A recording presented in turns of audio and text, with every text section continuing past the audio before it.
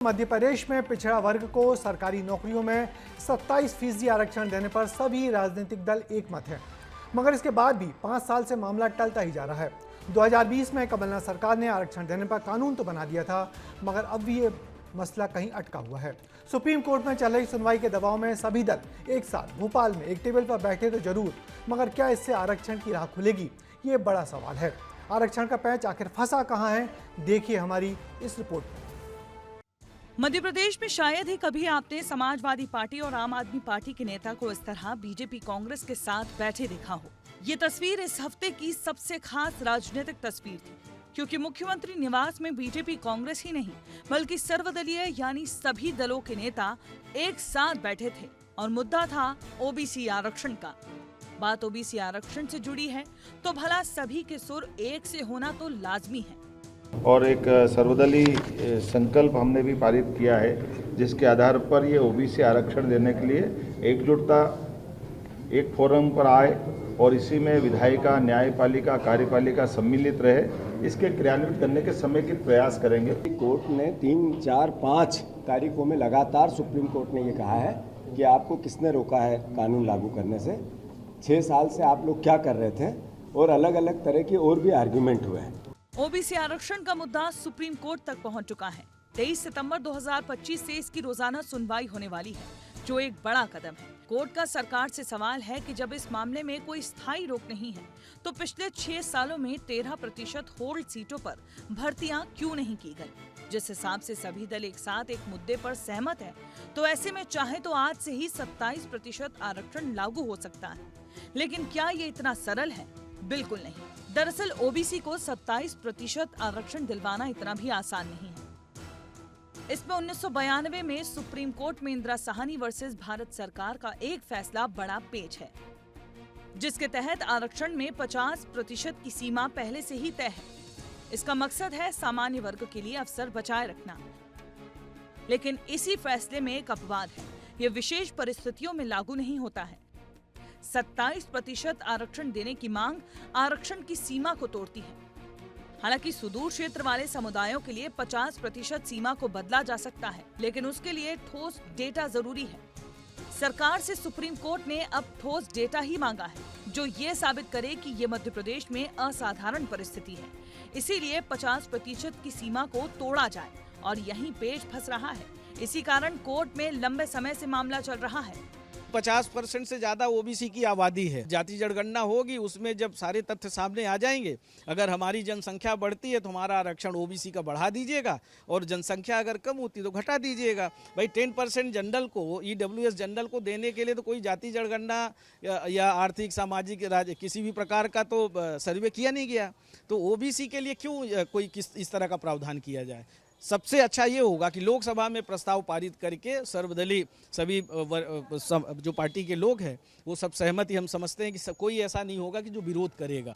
मतलब साफ है, ओबीसी वर्ग को आरक्षण तो बीजेपी और कांग्रेस दोनों दिलवाना चाहते हैं, और इसी तरह प्रयास हुआ तो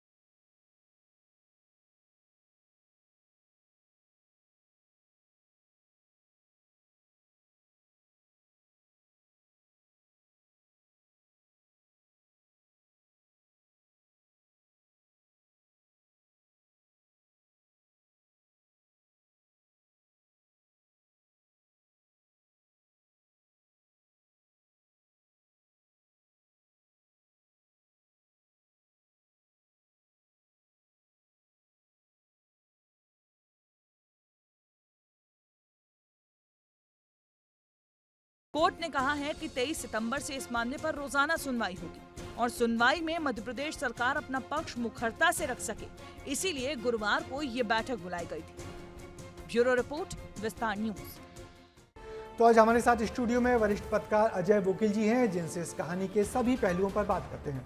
तो अजय जी, जिस तरीके से सर्वदलीय बैठक में सभी दल चाहते हैं कि ओबीसी को सरकारी नौकरियों में 27% रिजर्वेशन मिले, मगर क्या इनके चाहने भर से ही सभी कानूनी दांव सुलझ जाएंगे?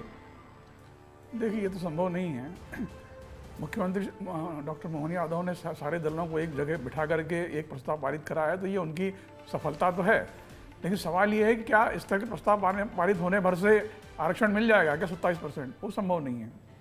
मैं तो इसको एक पॉलिटिकल सेफ्टी मेजर के रूप में देखता हूँ कि इस मुद्दे का अगर राजनीतिक लाभ दूसरी पार्टी न उठा ले, इसलिए ये सर्वदलीय सहमति बनाई गई है।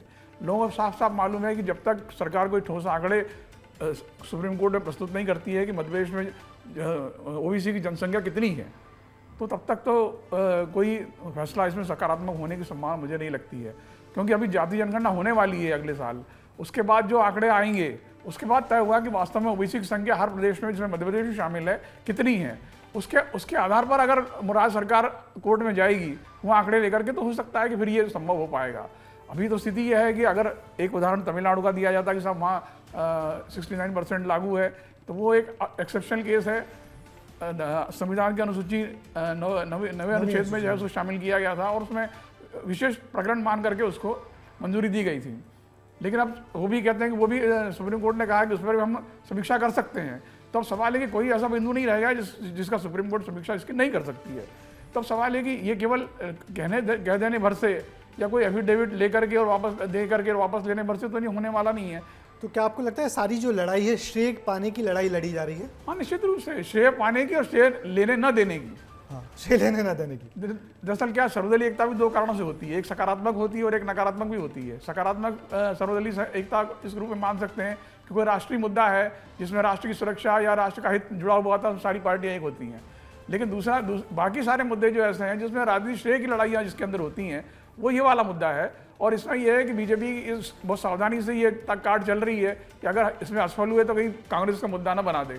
वही कांग्रेस को लग रहा है अगर बीजेपी सफल हो गई तो हम पीछे न रह जाएं। बिल्कुल। तो कुल मिला के इसमें जो नकारात्मक सर्वदलीय एकता इसको कह सकते हैं अपन। माने कि आंदोलन करने या सिर्फ राज्य सरकारों करने से बहुत कुछ हासिल होता दिखता नहीं है। नहीं, देखिए, महाराष्ट्र का मामला तो बिल्कुल अलग है। वहाँ जो मराठे मांग कर रहे हैं वो तो शायद कोई भी पार्टी उसको पूरा नहीं कर सकती है। बिल्कुल। ओबीसी में शामिल करके मराठों को जो है वो आप आरक्षण दें, ये और कोई सी पार्टी ने आज तक ये सार्वजनिक से घोषित भी नहीं किया है कि अगर वो सत्ता में आई तो मराठों को ओबीसी में आरक्षण दे देगी। सवाल है कि आप केडर बदल करके और किसी को आरक्षण देंगे, ये तो असंभव है। कि वो एक राजनीतिक मुद्दा है, केवल सरकारों को शय देने के लिए, सत्ता को शय देने के लिए इस्तेमाल किया जा रहा है। मनोज जरांगे भी दरअसल उसी तरह इस्तेमाल हो रहे हैं महाराष्ट्र के अंदर, हमें सबको पता है ये बात।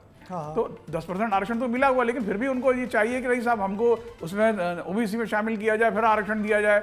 उसी तरह धनगर समाज भी मांग कर रहा है कि साहब हमको जो है वो एससी में से हटा के एसटी में किया जाए, और वो लोग विरोध कर रहे हैं। तो ये तो बहुत बड़ा खेल है और ये बहुत जाति संघर्ष की शुरुआत है इस तरह की। ये बहुत खतरनाक मोड़ ले सकता है। तो आरक्षण की आड़ में एक जाति संघर्ष भी लगातार कई राज्यों में पनप रहा है। तो इस पूरे विषय पर पॉलिटिकल राउंड अप का एक्सपर्ट कमेंट्री लेते हैं। पॉलिटिकल राउंड अप के इस पूरे मामले में एक्सपर्ट कमेंट ये है कि मध्य प्रदेश में पिछड़ों को उनकी आबादी के लिहाज से रिजर्वेशन देने की मांग पुरानी है, मगर अभी तक किसी सरकार ने इस मसले पर कोई बहुत गंभीर प्रयास नहीं किए, नहीं तो मामला इतना उलझता नहीं। कोर्ट में जिस तरीके से लंबे समय से उलझा हुआ, आरक्षण की सीमा को 50% से ज़्यादा ले जाना किसी भी राज्य सरकार के लिए टेढ़ी खीर है। जब तक केंद्र सरकार इस पर कोई गंभीर कोशिश नहीं करेगी, मसला सुलझेगा नहीं।